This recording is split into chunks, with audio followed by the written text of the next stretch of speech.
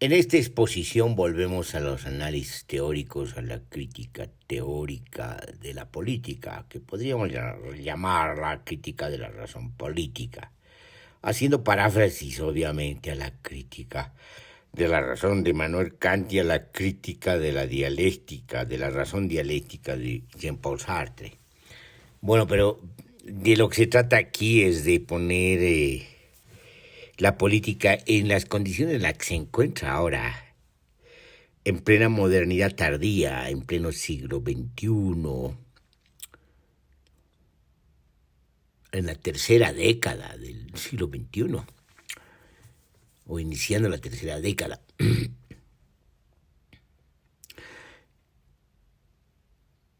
Hemos titulado esta exposición como La banalidad de la política.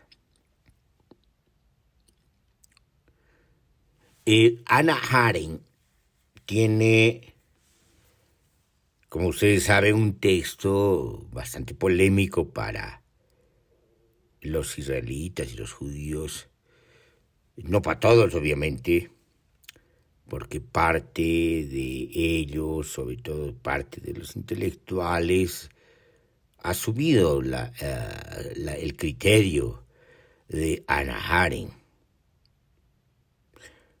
Por ejemplo, Bauman. Ella escribió La banalidad del mal, refiriéndose a Eichmann. Asistió al juicio de Eichmann en Israel y allí vio lo que vio y lo que escribe. Y describió también.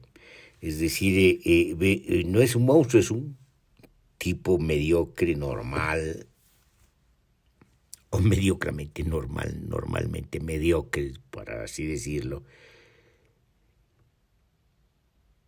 cuyos razonamientos no tienen que ver con el endemoniado ni nada por el estilo, sino con la banalidad y las trivialidades. Y hombres triviales y banales han cometido las más grandes atrocidades como las del Holocausto.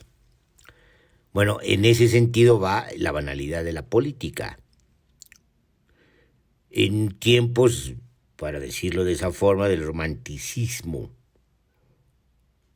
la política adquiría cierta connotación, cierto aire épico, sobre todo por esto del héroe. Y en la novela, en tanto el antihéroe también, el halo romántico no dejaba de estar ahí, sobre todo porque el antihéroe era una especie de ironía del héroe y de manera anecdótica mostraba al hombre moderno.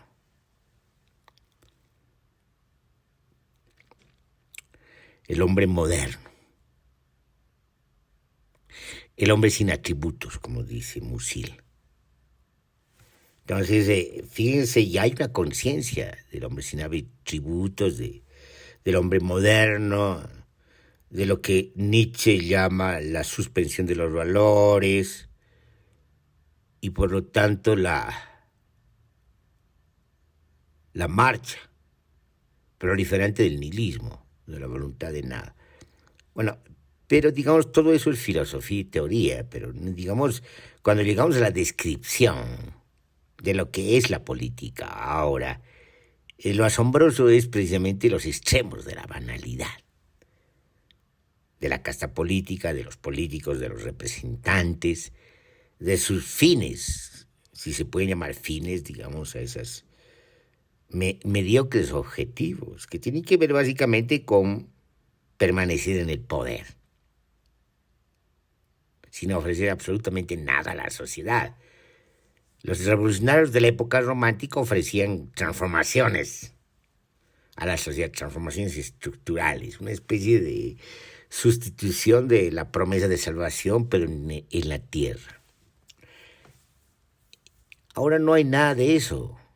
Hay revolucionarios de pacotilla, hay promesas, digamos, banales y triviales de los políticos, que tienen que ver con objetivos administrativos, promesas que tampoco se cumplen además. Entonces estamos en la banalidad de la política. Una pregunta al respecto deberíamos hacer, es decir, en relación a la política, la definición de la política como la definición del enemigo, como lo aceptaban tanto Vladimir Ilich Lenin como Carl Schmitt. Teóricos o ideólogos antagónicos, pero en realidad que se ponían de acuerdo en lo esencial, en la definición de la política que se da a través de la definición del enemigo, o de la invención del enemigo. Y en ese sentido, lo que llama la atención precisamente son esas invenciones de la política, esas invenciones del enemigo ahora. Es decir, en plena decadencia de la modernidad tardía, de la historia reciente, de la tercera década del siglo XXI. ¿Y en qué consiste? En inventarse un enemigo tan trivial y tan banal como él mismo. Es decir, ¿qué se diferencian amigos y enemigos? Antes, en la época de las religiones monoteístas de sus guerras santas, el enemigo era el infiel, el endemoniado, digamos, se construían mitologías asombrosas de una guerra casi cósmica.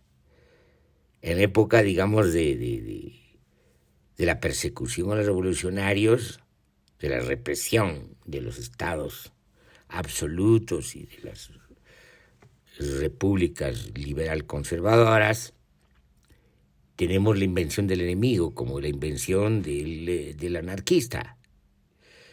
Digamos, en el imaginario más extremo de estas culturas conservadoras de la política estaba el anarquista, ¿no ve? Como el terrorista de ahora, digamos. Solo que tenía más connotaciones románticas. El anarquismo de aquella época y el terrorismo de ahora es tan banal como los que acusan de terrorismo. Es tan banal Bush como sus terroristas fundamentalistas, ¿no? ¿Qué comparten? A ver, lo que comparten es, digamos, la misma mediocridad de horizontes o ausencia de horizontes y de perspectivas. Es decir, la misma acusación sin contenido, o el mismo perfil del terrorista sin contenido, es decir, un asesino que asesina a nombre del fundamentalismo, pero es un fundamentalismo sin fundamento. Es decir, una cosa distinta es la guerra santa, las guerras santas de la época de las cruzadas y después, que son, digamos, campañas de sonados discursos religiosos, ¿no? Pero aquí no hay nada de eso, aquí todo es mediático. Y lo mediático, además, empantanado en la mediocridad. Entonces, la pregunta es, ¿en qué se distinguen? ¿En qué se diferencian amigos y enemigos? En casi nada. Tienen demasiadas analogías. Y tienen analogías en lo trivial, en lo banal. A ver, ¿de qué son mejores los unos o los otros? Pongamos un ejemplo. Neopopulistas respecto a neoliberales. ¿En qué son mejor? Cada cual es más espantoso. Desde el punto de vista, por ejemplo, del extractivismo, desde el punto de vista de la corrupción y la corrupción. Ahí podemos encontrar inclusive niveles cuantitativos mayores en aquellos que se proclaman los amigos del pueblo, respecto a aquellos que siguen haciendo lo que hacían, por decirlo así, sus abuelos. Claro que es una manera de decir, pero digamos lo que hacían los liberales antes, lo hacen de manera más acotada. Pero digamos, los neopopulistas han terminado desbocándose y todo lo hacen a nombre de la revolución, a nombre del pueblo, a nombre del proceso de cambio. O sea, no hay más crimen, no hay crimen más grande que el robar a nombre del pueblo y robarle al pueblo. Los otros, bueno, siempre lo hacían pero no lo hacían a nombre del pueblo, sino a nombre de la sociedad, del orden, de la institución. Es decir, ¿qué se diferencian? No se diferencian pues, en nada, es decir, son tan triviales como los unos y los otros. ¿De qué se reclaman? ¿De qué se desgarran las vestiduras los neopopulistas respecto a los supuestos golpistas neoliberales? ¿De qué se desgarran? Es decir, ¿qué es lo que se opone un discurso y el otro? El de los neoliberales respecto a los neopopulistas. El fraude versus golpe, golpe versus fraude. Es decir, y además cómo construyen sus narrativas.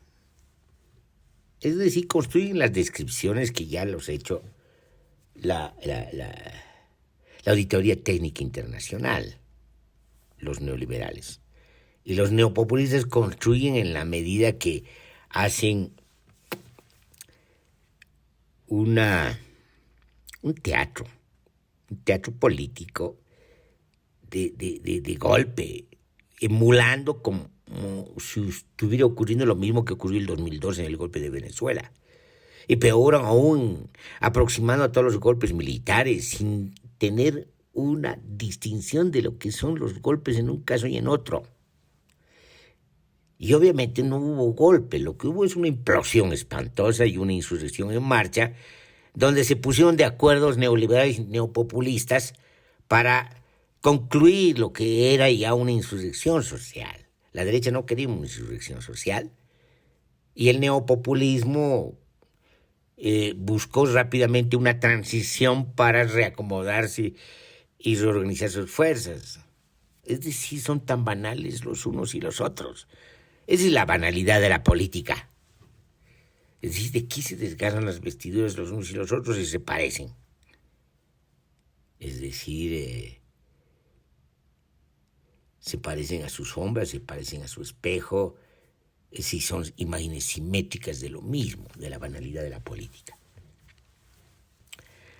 Entonces, cuando hacemos este tipo de reflexiones, lo hacemos en función de hacer un análisis de precisamente las condiciones de la política hoy.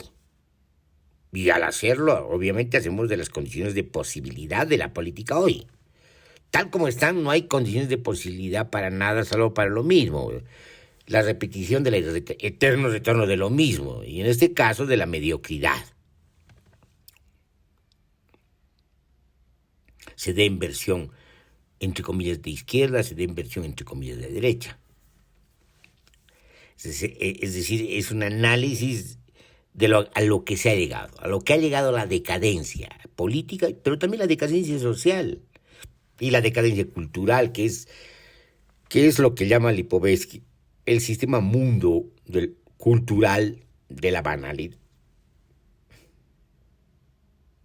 Es decir, ha desaparecido la cultura como tal, o las culturas en plural, para que aparezca y se imponga una cultura, una ideología de mercado y de consumo banal, difundido a través de medios de comunicación. Entonces estamos en la banalidad de la política,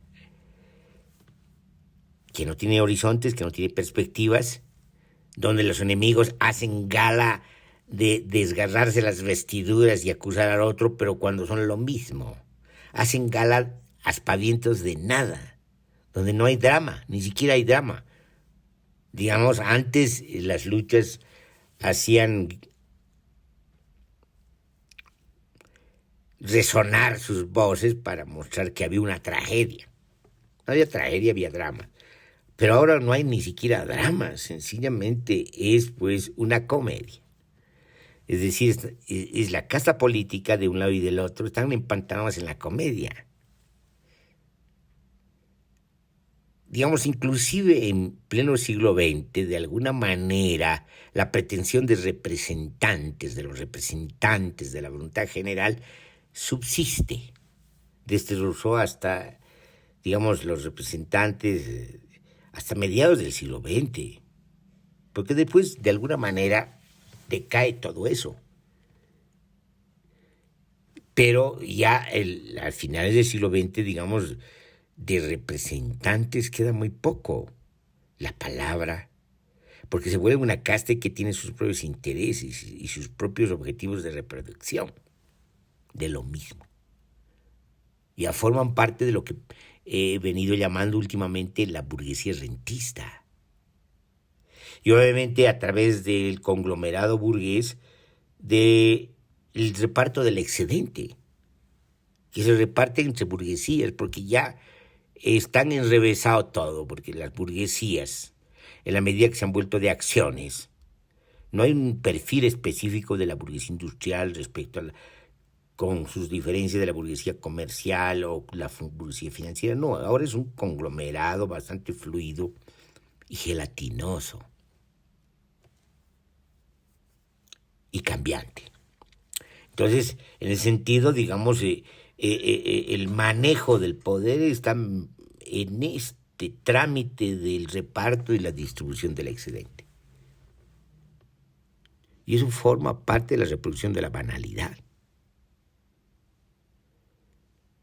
Entonces, por así decirlo, lo que enfrenta el pueblo, si hay algo que queda de pueblo, si hay algo que queda de voluntad general, como dijimos siempre, en realidad no hay una voluntad general, es un concepto universal rusoniano.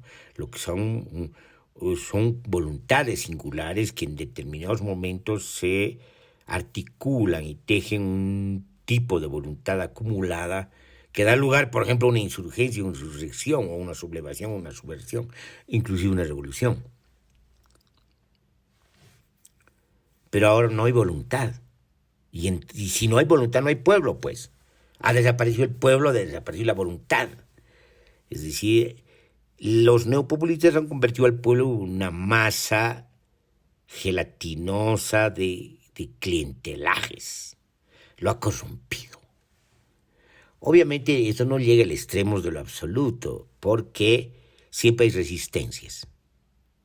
Y el poder está siempre contra las resistencias. Hay resistencias que anuncian nuevos horizontes, que actualizan antiguas luchas y renuevan no solamente las antiguas luchas, sino las luchas del presente, y anuncian las luchas del futuro. Las luchas actuales son contra la casta política, contra el Estado. Obviamente ahí podemos encontrar una analogía con los anarquismos del siglo XIX. Es decir, que ya tenían clara conciencia de lo que era el Estado. Y por lo tanto había que combatir el capital y el Estado. O como decían los anarquistas de entonces, Bakunin, ni Dios, ni capital, ni Estado. O como dicen las feministas de hoy, ni Dios, ni capital, ni Estado, ni marido, si refiriéndose a la dominación masculina. Es decir, hay obviamente, digamos, una analogía entre las movilizaciones de jóvenes en el presente que tienen un perfil anarquista o más o menos anarquista y porque se oponen al Estado y se oponen a la casta política y apuestan por la autogestión y el autogobierno, es decir, por la democracia plena. Entonces sí hay analogías, porque digamos, para decirlo de ese modo, hay tareas que no se han resuelto frente a una lucha radical contra las dominaciones, la matriz de las dominaciones, que tienen que ver con el Estado y que tienen que ver con esas raíces patriarcales de las civilizaciones. Entonces hay obviamente esperanza, pero donde estamos haciendo hincapié es de que desaparece el pueblo. De esa desaparición del pueblo nacerá un ave fénix, un nuevo pueblo. Puede ser, es lo que anuncian los jóvenes, que han combatido durante un año en Chile, no solamente al gobierno conservador de Piñera, sino de toda la clase política de izquierda y derecha, y siguen combatiendo ahora a una vieja izquierda que quiere empoderarse y que quiere reactualizar sus viejos discursos que no han sido pasados a la autocrítica, a pesar de las derrotas y las frustraciones de las revoluciones. Estalinos y trotskistas, la vieja izquierda que sigue jugando al poder, cuando ya los jóvenes están más allá del poder, que hay más allá del poder, en la potencia. Entonces, frente a la banalidad de la política, la potencia social, la potencia creativa. Y en este caso es una potencia creativa contra todas las formas polimorfas de dominación, contra las estructuras de poder, contra todos los diagramas de poder, contra todo lo que es Estado, la malla institucional estatal y el orden mundial. La potencia social en defensa de la vida es una lucha ecológica. Entonces, el contraste está ahí, no en los contrastes mediáticos de la virtualidad de las noticias, de las informaciones, de los bloques informativos, que no solamente son mediocres, sino que desinforman, se inventan contrastes entre una derecha y una izquierda que en realidad ya no existen porque se han perdido sus perfiles, se han difuminado, que no existe una diferencia notoria entre neopopulismo y neoliberalismo. Se ha difuminado, pero ¿dónde persiste esa virtualidad, esa diferencia virtual? Es a través de los medios, son concurrencias mediáticas, no son reales. Lo único real aquí es la vida, la defensa de la vida, la necesidad de defender la vida frente a la civilización moderna, frente a la civilización de la muerte, frente a un sistema mundo capitalista que cada vez es más calamitoso, más destructivo por esa composición de sus revoluciones tecnológicas, científicas y cibernéticas instrumentalizadas hacia la acumulación amplia de capital, ¿no? Y que se combinan de manera demoledora en relación a la expansión del extractivismo, la contaminación y la depredación. Entonces hay una lucha real, para decirlo de ese modo, que es esta de los jóvenes libertarios, de los jóvenes ácratas, de los jóvenes anarquistas, de los jóvenes que están apostando por el autogobierno y la autogestión, y están apostando por la defensa de la vida contra toda la herencia de la civilización moderna, pero además ahora en sus formas y perfiles banales. Entonces, estamos ante la banalidad de la política y la única oposición ante la banalidad de la política de izquierda y la derecha es ofrecer como contraste las posibilidades de la potencia social. Aquí acabamos esta exposición en espera de continuar la misma, de continuar el análisis y sus consecuencias.